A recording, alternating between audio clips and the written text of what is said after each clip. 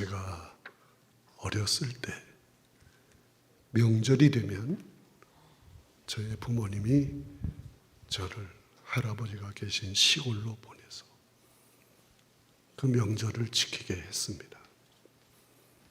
그런데 명절이 되면 차례상을 차려놓고 그 앞에서 다들 절을 합니다. 저는 교회를 다니기 때문에 절대로 절하면 안 된다. 그래서 한 옆에 서서 눈을 감고 있습니다. 사실은 눈을 감고 기도하라고 하는 것인데 어린 저는 뭐라고 기도할 줄을 몰랐어요. 그래서 그냥 눈을 감고 있었습니다. 그러면 시골 어르신들이 절을 하지 않는다고 책망을 합니다. 기독교는 불효의 종교라고 야단을 칩니다. 여러분, 기독교는 불효의 종교가 절대로 아닙니다. 효도의 종교입니다.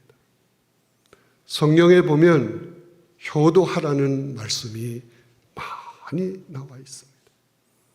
그 몇 곳을 여러분에게 소개를 한다면 출애굽기 20장 12절의 말씀입니다. 그 말씀을 자막에 나와 있는데 같이 읽겠습니다. 내 부모를 공경하라. 그리하면 내 하나님 여호와가 내게 준 땅에서 내 생명이 길리라. 신명기 5장 16절의 말씀을 계속 읽겠습니다. 너는 네 하나님 여호와께서 명령한 대로 네 부모를 공경하라. 그리하면 네 하나님 여호와가 내게 준 땅에서 생명이 길고 복을 누리리라. 잠언 1장 8절을 또 읽습니다. 내 아들아, 내 아비의 훈계를 들으며 내 어미의 벽을 떠나지. 에베소서 6장 1절로 3절 말씀도 있습니다. 자녀들아, 주 안에서 너희 부모에게 순종하라. 이것이 옳으니라. 내 아버지와 내 어머니를 공경하라. 이것은 약속 있는 첫 계명이니 이로써 내가 잘되고 땅에서 장수하리라. 골로새서 3장 20절 말씀입니다. 자녀들아, 모든 일에 안 나왔어? 자녀들아, 모든 일에 부모에게 순종하라. 이는 주 안에서 기쁘게 하는 것이니라. 디모데전서 5장 4절 말씀도 있습니다. 같이 읽습니다. 만일 어떤 과부에게 자녀나 손자들이 있거든 그들로 먼저 가서 자기 집에서 효를 행하여 부모에게 보답하기를 배우게 하라. 이것이 그 밖에도 내 부모를 업신여기지 말라. 경히 여기지 말라. 내 부모를 거역하지 말라. 수없이 많은 말씀들이 있습니다. 기독교는 분명 효도의 종교입니다. 또한 성경에 나오는 위대한 신앙의 사람들 모두가 다 부모에게 효도한 사람들입니다. 몇 사람만 대표로 예를 들면 여러분이 잘 아는 아브라함. 어느 날 하나님께서 갈대아 우르에서 살고 있는 아브라함에게 너는 내 친척 아비의 집을 떠나라. 내가 내게 지시할 땅으로 가라. 그 말씀을 받들어 순종하면서 아브라함은 아버지 데라를 모시고 아내 사라와 조카 롯을 함께 데리고 고향을 떠났습니다. 오랜 시간이 걸렸습니다. 하란 땅에 이르게 되었습니다. 그런데 그 당시 나이가 많던 아버지 데라가 너무 지쳐 보였습니다. 기력이 약해 보였습니다. 그래서 그 아버지를 다시 하란 땅에서 임시로 기력을 회복시켜 드리기 위해서 머물게 되었습니다. 아브라함은 하란 땅에서 아버지 데라를 극진하게 공경했습니다. 그러나 데라는 205세의 일기로 세상을 떠나게 됩니다. 이 아브라함은 하나님의 명령도 중요했지만 아버지의 기력을 회복시켜 건강을 지켜드리는 것도 귀한 일이다 생각을 하고 하란 땅에서 임시로 머물렀던 것입니다. 또한 아브라함의 아들 이삭은 어떻습니까? 아브라함이 100세에 이삭을 얻었잖아요. 너무도 귀한 아들입니다. 그런데 그 아들 이삭이 청년쯤 되었을 때 하나님께서 아브라함에게 명령을 합니다. 아브라함아, 내 아들 이삭을 데리고 내가 지시하는 땅으로 가라. 모리아 땅으로 가라. 거기서 내 아들을 내게 번제물로 드려라. 기가 막힌 얘기입니다. 그러나 아브라함은 하나님 말씀에 순종해서 이삭을 데리고 모리아 땅으로 가게 되었습니다. 이제 나무를 펴놓고 이삭을 번제물로 드려야 할 차례가 되었습니다. 아버지 아브라함은 무거운 마음으로 아들에게 말을 합니다. 아들아, 사실은 하나님이 너를 번제물로 드리라고 한다. 혈기왕성한 이삭이 반항을 하고 도망가도 됩니다. 그러나 아버지, 이것이 아버지가 하나님을 섬기는 일이라면 저는 순종하겠습니다. 저를 번제물로 드리세요. 여러분, 이건 쉬운 일이 아닙니다. 정말 이 이삭이 아버지를 극진히 공경하는 최고의 영광을 올려드리는 그런 모습이 아니겠습니까? 이것이 효도입니다. 또 우리가 잘 아는 요셉은 어떻습니까? 형들의 미움을 받아서 애굽의 노예로 팔려간 거 아닙니까? 거기서 종살이를 하면서 누명을 쓰고 감옥살이도 합니다. 그러나 이 요셉은 그 누구도 원망하지 않았습니다. 오직 하나님 바라보고 의지하며 살았습니다. 하나님은 그런 요셉을 애굽의 총리 대신으로 세워주셨습니다. 그리고 풍년이 지나가고 흉년이 들었을 때 멀리 가나안 땅에서 곡식을 구하러 온 형들을 극적으로 만나게 됩니다. 요셉은 형들을 단번에 알아보았지만 형들은 전혀 요셉을 알아보지 못했습니다. 요셉은 형들에게 여러 가지 질문을 하는 가운데 먼저 아버지의 안부를 묻습니다. 당신들의 아버지가 살아계십니까? 너무도 그리운 아버지, 보고 싶은 아버지. 그렇게 아버지를 늘 그리워하고 사모했습니다. 그리고 마침내 아버지 야곱과 자식들 온 식구 70명을 애굽으로 이주를 시켜 고센 땅에서 살게 하지 않습니까? 고센 땅에서 사는 아버지 야곱을 요셉은 극진히 공경했습니다. 효도한 것입니다. 또 우리가 잘 아는 다윗은 어떻습니까? 어려서부터 8남매 중에 막내였는데 아버지 말씀에 늘 순종을 합니다. 어느 날 블레셋과 이스라엘이 전쟁이 붙었습니다. 이새의 아들 삼형제가 그 전쟁에 참여하고 있습니다. 아버지는 걱정이 되었습니다. 그래서 다윗에게 곡식을 쌓아주면서 내 형들의 안부를 살피고 오너라. 너무도 위험한 곳입니다. 어쩌면 죽을 수도 있습니다. 그러나 다윗은 아버지의 말씀에 오직 순종했습니다. 이렇게 성경에 나오는 모든 사람들이 부모에게 순종하며 공경하는 효도의 모습을 보였습니다. 또 예수님은 어떻습니까? 예수님이 어린 시절 12살이 되었을 때 부모와 함께 유월절 절기를 지키기 위해서 예루살렘으로 올라갔습니다. 일주일 동안 절기가 다 끝난 후 집으로 오는데 예수님이 보이지 않습니다. 그래서 부모는 다시 예수님을 찾아서 갈릴리 땅으로 내려오게 되었습니다. 누가복음 2장 51절에 보면 예수께서 함께 내려가사 나사렛에 이르러 순종하여 받드시더라. 그런 말씀이 있습니다. 소년 시절에 부모에게 순종하는 효도하는 모습을 소개하고 있는 것입니다.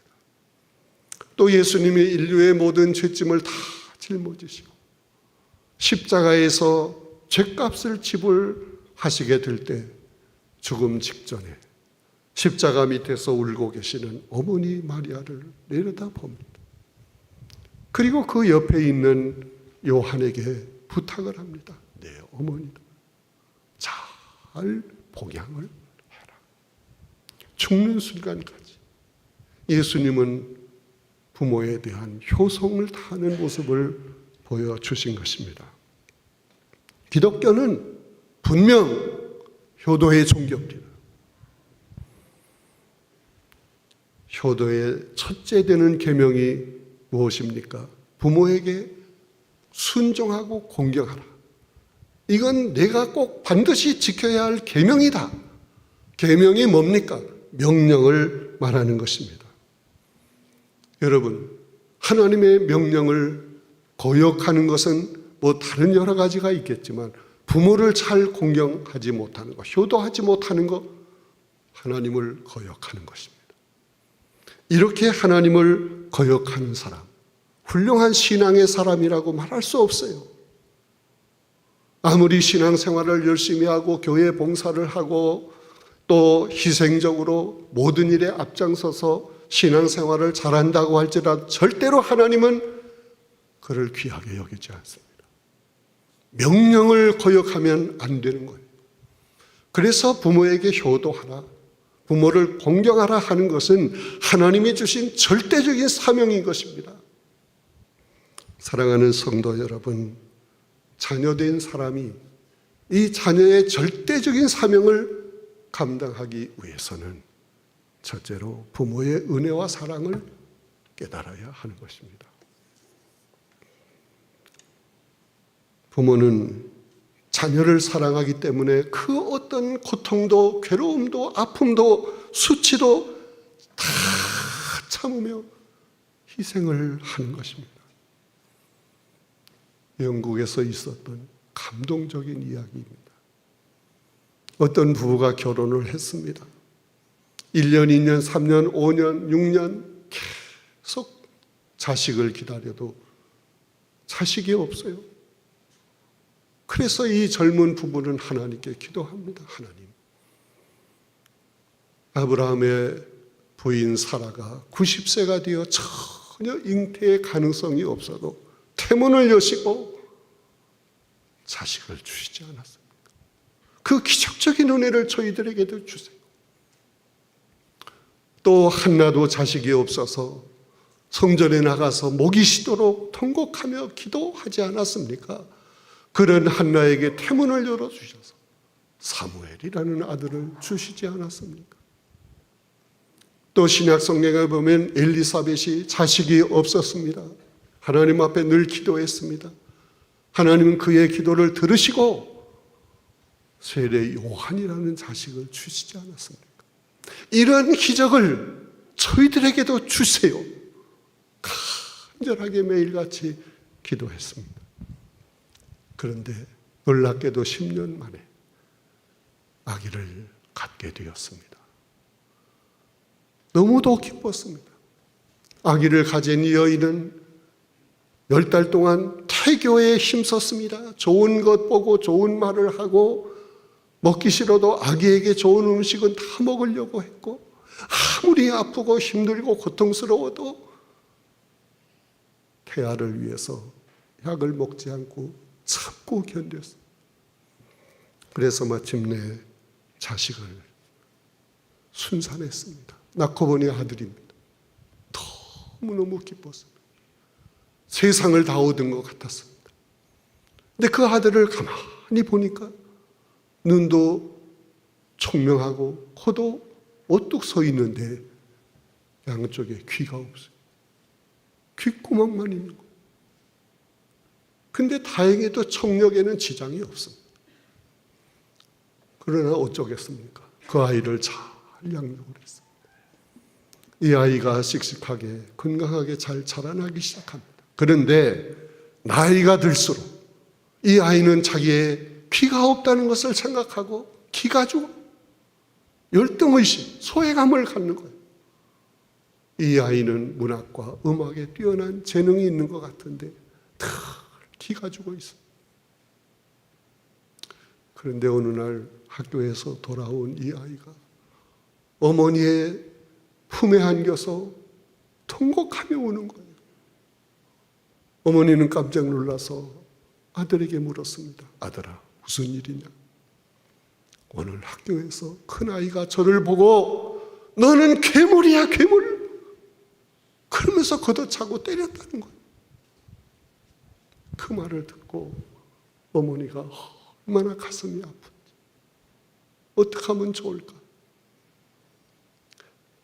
그 아이의 부모가 상의를 하다가 아주 유명한 권위 있는 성형외과 의사를 찾아갔습니다. 그리고 상담을 했습니다.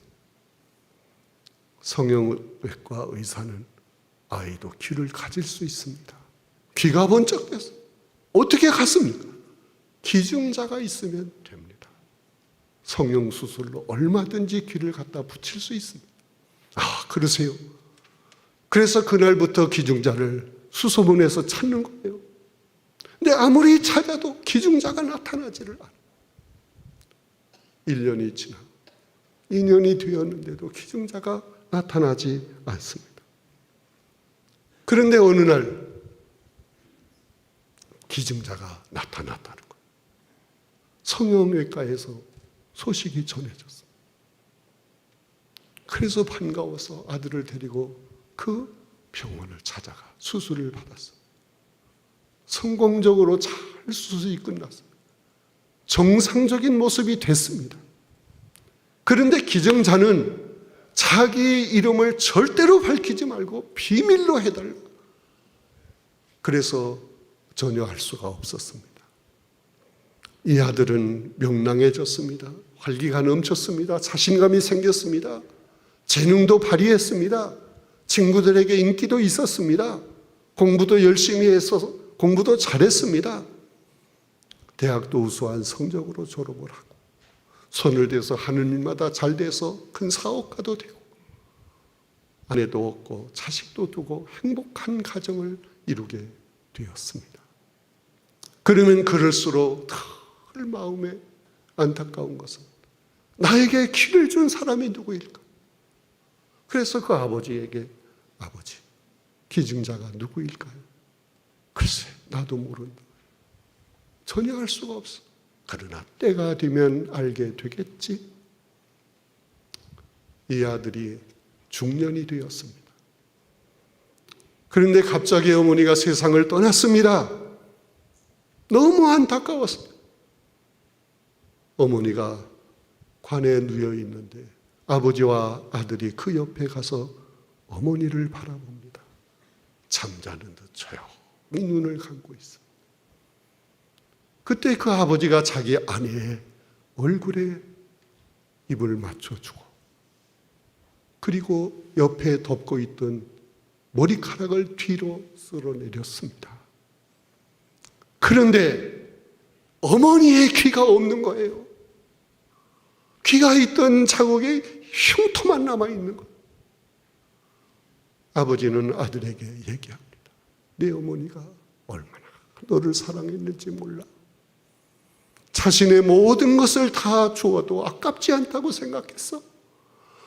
어머니는 머리카락으로 귀를 덮기 때문에 사람들이 보지 못하지만 아들은 귀가 없어서 늘 귀가 죽어 있어. 그래서 어머니가 귀를 떼어서 너에게 주었단다. 그 말을 듣는 순간 아들의 눈에서 눈물이 납니다. 귀를 어루만지며 어머니 얼마나 아프셨어요? 어머니 감사합니다. 자기 얼굴을 엄마의 얼굴에 비비며 어머니 사랑합니다. 사랑합니다. 고맙습니다.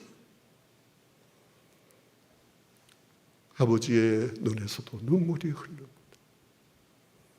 여러분, 이것이 부모님의 사랑이요 은혜인 것입니다. 이런 부모의 은혜와 사랑을 깨닫게 될 때 효도하게 되는 것입니다. 이 아들은 어머니는 비록 세상을 떠났지만 아버지가 계시니까 그 아버지를 극진히 공경하고 효도하였습니다. 부모의 은혜와 사랑을 깨달아야 합니다. 또 자녀의 절대 사명인 부모에게 효도하기 위해서는 부모에게 감사하는 마음을 가져야 됩니다. 마음. 부모가 아무리 희생적으로 자식을 위해서 수고하고 노력하고 자기의 길을 떼어 주었다고 할지라도 부모니까 당연한 거야. 부모는 그래야 되잖아. 그런 마음을 갖는 사람은 절대로 부모에게 효도할 수 없어요. 여러분, 일생 동안 자식을 위해서 희생하며 수고한 부모의 은혜를 깨닫지 못하고 감사할 줄 모르는 사람은 짐승만도 못한 거예요. 평생 자식을 생각하며 희생한 부모의 은혜를 생각하면 생각할수록 너무도 감사한 거예요. 그래서 사람들은 노래하잖아요. 높고 높은 하늘이라 말들 하지만 나는 높은 게 또 하나 있지. 낳으시고 키우시는 어머님 은혜, 푸른 하늘 그보다도 높은 것 같아요. 여러분, 자식을 위해서 부모는 평생 염려 걱정하는 거예요. 자식에게 문제가 생기면, 자식이 병들어 누우면 부모가 잠을 못 이루는 거예요. 그리고 그 자식을 위해서 눈이 오나 비가 오나 추우나 더우나 새벽을 깨우며 성전에 나가서 눈물로 하나님께 기도하는 것입니다. 이런 부모의 은혜를 깨닫고 감사하는 마음을 가져야 돼요. 그런 사람만이 부모에게 효도할 수 있습니다. 잘 공경할 수 있는 것입니다. 어느 집에 제가 목회할 때 신방을 갔는데 벽에 가훈이라는 것이 액자로 만들어져서 걸려 있었습니다. 그 가훈의 내용이 뭔지 압니까? 있을 때 잘하자. 있을 때 잘하자. 사랑하는 성도 여러분, 있을 때 잘해야 합니다. 부모님이 살아계실 때 잘해야 합니다.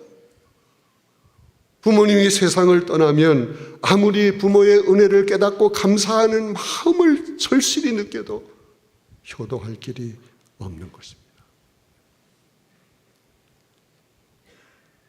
미국에서 있었던 실화입니다. 어느 가난한 어머니가 아들 하나를 키우는데 너무 힘들었어요. 그 아들을 대학까지 보내기 위해서 굳은 일마다 하지 않았어요. 큰 건물에 청소도 하고 싹 바느질도 하고 빨래도 해주고 어려운 일 손발이 부르트도록 그렇게 열심히 수고해서 근근히 학비를 마련해서 공부를 시켰습니다. 이 아들이 부모의 그 수고를 알고 너무 고맙고 감사해서 열심히 공부했습니다. 이를 악물고 공부했습니다. 마침내 졸업을 하게 되는데 수석으로 대학을 졸업합니다. 그 기쁜 소식을 어머니에게 알립니다. 어머니, 제가 내일 졸업하는데 수석이래요. 어머니도 졸업식에 꼭 와주세요. 어머니는 얼마나 기쁜지, 얼마나 감사한지. 내 아들 장하다, 훌륭하다. 그런데 내가 입고 갈 옷이 마땅치 않아서 망설여진다. 어머니, 옷이 대수롭지 않습니다. 꼭 오셔야 합니다. 그 다음 날 어머니는 아들의 졸업식장으로 가게 되었습니다. 다른 사람들은 좋은 옷을 입고 좋은 차를 타고 그리고 아주 멋지게 하고 졸업식장에 오는데 어머니는 냄새나는 작업복을 입고 초라한 모습으로 졸업식에 참여를 했습니다. 앞에 나와 앉지도 못하고 저 뒤에 구석에 앉았습니다. 마침내 수석을 했다고 그 아들이 졸업증서를 받고 금메달을 받았습니다. 근데 이 아들이 금메달을 받자마자 어머니가 있는 그 구석으로 달려가는 거예요. 그리고 어머니에게 말합니다. 어머니, 이 금메달은 어머니가 받아야 합니다. 어머니가 아니었으면 오늘 이 영광스러운 일이 있었겠습니까? 어머니가 이 금메달을 받아야지요. 자기 목에 있는 것을 벗어서 어머니에게 걸어주었습니다. 어머니는 너무 기쁘고 감격해서 눈물을 쏟습니다. 아들아, 고맙다. 너무 고마워. 자랑스러워. 그 아들도 어머니를 붙잡고 우는 겁니다. 어머니, 사랑합니다. 고맙습니다. 감사합니다. 두 사람이 서로 붙들고 우는 모습을 보고 그 주변에 있던 사람들도 감동을 받고 같이 따라 울고 그 어머니 아들을 부러워하였습니다. 여러분, 졸업을 한 후에 이 아들은 지극정성으로 어머니를 공경합니다. 효자였어요. 이 사람이 누군지 압니까? 훗날 미국의 28대 대통령이 된 웰슨이라는 사람이에요. 여러분, 동양격언에 충신은 효자 중에서 나온다. 그런 말이 있습니다. 사랑하는 성도 여러분, 부모를 잘 공경해야 합니다. 나를 위해서 평생 희생하신 부모님의 은혜를 감사하며 부모님을 기쁘게 해드려야 합니다. 부모님은 가정의 영적 대리자입니다. 축복권을 가지고 있습니다. 영적 제사장, 대리자, 하나님의 대리자. 이런 부모를 잘 공경해야 합니다. 그런 사람, 하나님께서 앞길을 열어주십니다. 큰 일을 맡겨주십니다. 나라를 위해서 충성하는 충신이 되게 해주시는 것입니다. 자녀의 절대적인 사명을 잘 감당하려면 10번째로 내 부모를 공경하라. 이것은 약속 있는 첫 계명이라는 이 하나님의 말씀을 마음에 새기고 실천해야 합니다. 여러분, 계명이 뭡니까? 하나님의 명령이에요. 뭘 명령합니까? 공경하라. 공경이 무슨 말입니까? 히브리 말로 키비드라는 말입니다. 무겁다라는 뜻이에요. 부모를 무겁게 여기라는 것입니다. 어떻게 무겁게 여기는 겁니까? 최고로 존경하라. 최고의 영광을 부모님께 돌리라는 뜻입니다. 또 이 공경을 헬라 말로는 티마오라는 말입니다. 이것은 값을 친다라는 뜻입니다. 여러분, 부모의 은혜를 어떻게 값을 먹일 수 있습니까? 이 세상 모든 금은 보화로도 부모의 값을 다 치를 수 없습니다. 그래서 부모님의 은혜는 하늘보다 높다, 바다보다 넓다라고 노래를 하는 것입니다. 여러분, 부모님의 은혜는 그 어떤 말로도, 어떤 글로도, 어떤 행동으로도 다 표현할 길이 없습니다. 하나님의 명령을 잘 지켜야 합니다. 부모를 공경하지 못하는 것은 하나님의 명령을 거역하는 것입니다. 그런 사람을 하나님이 하나님의 자녀로 백성으로 인정하겠습니까? 하나님의 계명인 부모 공경을 잘 깨닫고 마음에 새기고 실천해야 합니다. 그러나 부모님이 살아 계셔야 부모를 잘 공경하지. 여러분, 부모가 늙고 병들었다고 해서 구박하지 마세요. 소홀히 여기지 마세요. 잘 모셔야 합니다. 부모님이 돌아가시기 전에 정성으로 효도해야 하는 것입니다. 제가 잘 아는 지인 한 사람이 미국 신문 기사에 났던 것을 저에게 보내줬어요. 그 기사의 내용은 이런 것입니다. 저희 아버지가 수년 전에 중풍과 치매로 병석에 눕게 되었습니다. 음식을 다 먹여줘야 되고 대소변을 받아내야 되고 매일 씻겨드려야 합니다. 긴 병에 효자가 없다고 더 이상 감당할 수가 없습니다. 생각 끝에 제 아버지를 팔기로 결정했습니다. 제 아버지를 사시기를 원하는 사람은 $10,000를 가지고 와서 사가세요. 그 광고를 보고 많은 사람들이 미친놈, 괘씸한 놈, 아무리 병들고 아무리 괴로워하는 아버지라도 수발 들기 어렵다고 해서 아버지를 판다고, 이건 말도 안 돼, 말세야. 근데 어떤 젊은이가 전화를 합니다. 제가 그 아버지를 사서 모시겠습니다. 광고를 낸 사람은 말했습니다. 이런 병든 아버지를 모시는 것은 정말 힘든 일이에요. 엄청난 큰 희생이 있어야 돼요. 그래도 좋은지 어쩐지 일주일 동안 곰곰이 생각해보고 다시 전화를 하십시오. 일주일이 되었습니다. 다시 이 젊은이가 전화를 합니다. 우리 부부가 일주일 동안 또 생각하고 또 상의한 결과 그 아버지를 저희가 사서 모시겠습니다. 그때 광고를 낸 사람이 무슨 특별한 이유나 조건이 있어서 그럽니까? 아니요. 저희 부부는 어릴 때 과원에서 자랐습니다. 부모가 누군지도 모릅니다. 그래서 한 번도 아버지 어머니 불러보고 자란 적이 없습니다. 우리 부부는 결혼을 했습니다. 자식도 낳았습니다. 행복한 가정을 이루게 되었습니다. 또 열심히 노력해서 사는 것도 괜찮게 되었습니다. 집도 있습니다. 그런데 단 하나 아버지, 어머니라고 부를 분이 없습니다. 부모를 한번 모시고 효도하는 것이 소원입니다.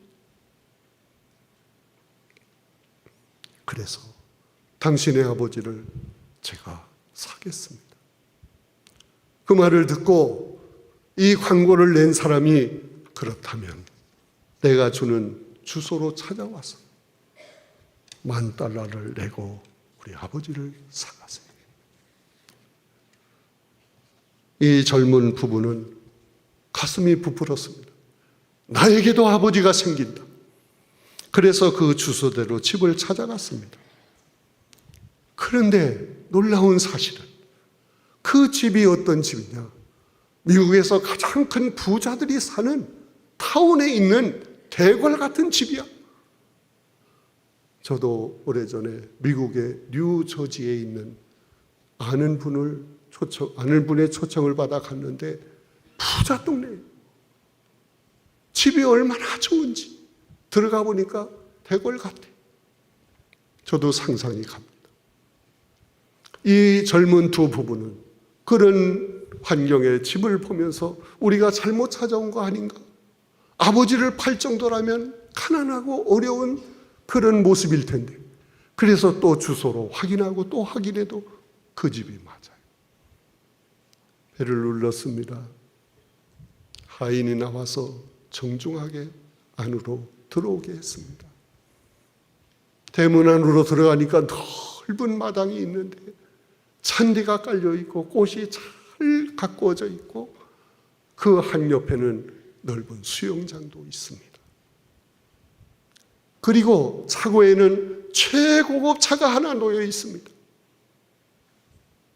이제 집 안으로 들어갔습니다. 그 집안은 마치 으리으리한 호텔처럼 잘 꾸며져 있었습니다. 그리고 최고의 응접 의자에, 비싼 응접 의자에 앉은 노신사가 거기 있었습니다. 이 두 부부는 어리둥절했습니다. 아니, 이런 집에서 왜 아버지를 판다는 거야? 그래서 어리둥절하고 있는데 이 노신사가 웃으면서 이야기를 합니다. 사실 나는 오래전에 부인과 사별을 하고 자식도 없어. 이 노년에 자식 하나를 두기를 바라는 것이 내 소원이었어. 그런데 내가 양자를 구한다, 이렇게 말을 하면 많은 젊은 사람들이 구름대같이 몰려들어서 양자가 되겠다고 할 거야. 내 재산을 노리고. 그래서 내가 그런 거짓 광고를 낸 거야. 참 신실한 사람, 착한 사람, 정말 부모를 아끼고 지극정성으로 공경할 사람, 하나님 말씀에 순종해서 부모에게 효도할 사람, 나는 그런 사람이 필요했어. 그런데 자네가 그런 사람인 것 같아. $10,000를 내게 주고 나를 사. $10,000를 드렸습니다. 그리고 아버지, 이제 제가 아버지를 샀습니다. 저희 집으로 가십시다. 저와 함께 삽시다. 그때 아버지가 말을 합니다. 아니야, 너는 내 아들, 너는 내 며느리. 내가 너희 집으로 가는 것이 아니고 너희들로 이곳으로 이사를 와. 이 집은 내 집이다. 내 엄청난 재산은 내 재산이다. 아버지가 없어서 효도하고 싶어. 아버지를 사서라도 효도할 마음을 가졌던 이 젊은 부부, 하나님께서 귀하게 여기셨습니다. 그에게 좋은 아버지, 엄청난 재산을 주신 것입니다. 하나님의 계명을 쫓아 부모를 공경하는 사람, 자녀의 절대 사명으로 주신 효도하는 삶 확실하게 실천한 이 젊은 두 부부, 세상적인 표현으로 형제 만난 거죠. 하나님은 부모를 공경하는 사람 귀하게 여깁니다. 앞길을 열어주십니다. 약속하신 축복의 말씀을 이루어 주시는 줄로 믿습니다. 사랑하는 성도 여러분, 자녀의 절대 사명인 부모에게 효도하기 위해서는 부모의 은혜와 사랑을 확실하게 깨달아야 합니다. 그리고 그 부모를 진심으로 마음을 다해서 감사하는 마음을 가져야 합니다. 그리고 부모를 공경하는 것은 하나님이 주신 계명이다, 명령이다, 반드시 지켜야 한다, 이런 확실한 신앙을 가지고 부모를 지극정성으로 잘 공경하고 효도할 때 하나님은 그를 귀하게 여기실 줄로 믿습니다. 앞길을 열어주십니다. 언약의 복을 주십니다. 크게 들어 쓰십니다. 그런 삶을 사는 사람이 여러분 모두이기를 간절히